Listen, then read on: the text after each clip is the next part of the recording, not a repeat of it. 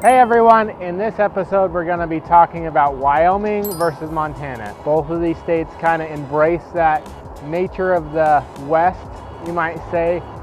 Big ranch states, big states with lots of land. So let's hop into the differences between Wyoming and Montana and what might make you move to either one of those states. So let's hop into it, and don't forget to like and subscribe to the channel.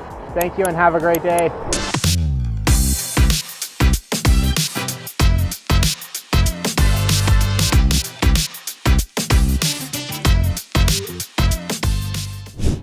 All right, so why are we talking about this is because lots of people, when they think about the great outdoors and moving somewhere within the US that has tons and tons of amenities and not a lot of people, normally they think of Wyoming or Montana. Those are the two giant cowboy kind of states that have lots of land, lots of outdoor activities.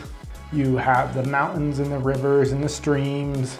You have tons of small towns within them. You also have tons and tons of beautiful scenery and fishing and camping and hiking to your heart's imagine. So that's some of the biggest reasons why people think about moving to one of those two states, is Wyoming or Montana.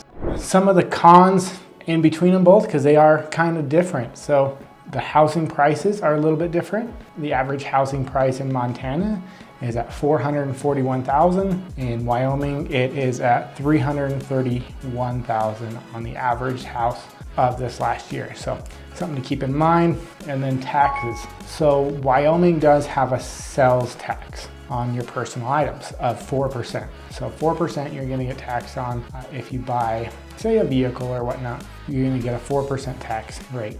Whereas in Montana, there is no tax rate at all for sales tax. But let's take that into consideration. Wyoming also has no state income tax. So the state income tax for Montana is 6%. So they're gonna take 6% of your paycheck on the state side on income tax. So that's something to be wary of and know, and just have that in your back pocket. There is a lot of wildfire risks in both states. And so when you're looking for homes in either state, just be aware of where the flood zones are and where the fire zones are. That's going to play a huge role in your house and where you want to live. If you're looking for a relocation guide, if you're looking to move here, I got a relocation guide down in the description below. If you're thinking about moving to Wyoming, click on it. It'll give you tons of great information and details, stuff you need to know for moving here. Also, please like and subscribe. It helps my channel a lot and it helps me grow. Another con is it has to be public transit. If you don't have a car, you're used to taking Ubers or riding the bus or the train, and you're moving from a big city, you're not gonna really find very much public transportation. Even in Evanston, we don't have even a bus. We have 1 or 2 taxis and 0 Ubers at this point. So something to be aware of if you're used to walking to work, walking to different places. Make sure you find a good house in the right location that's accessible by walking, because they are kind of hard to find, not just in Wyoming, but in Montana as well. Another con about both of these places would have to be the entertainment sector.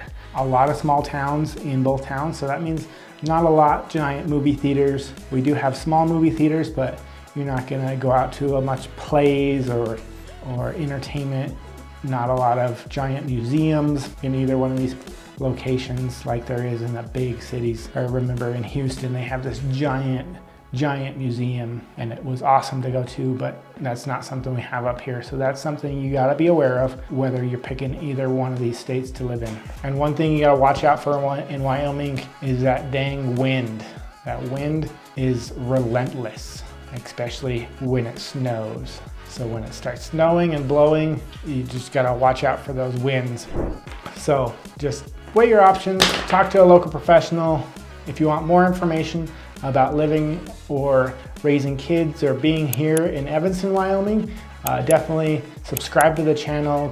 Click on the relocation guide below, and it will give you tons of great information on what to expect if you're living here in Evanston, Wyoming. I don't live in Montana, so I can't really do much for people in Montana, but if you have any other questions, comments, if you'd like to see any other video ideas, make sure to throw those down in the comments below. And thank you, and stay safe and have a great day.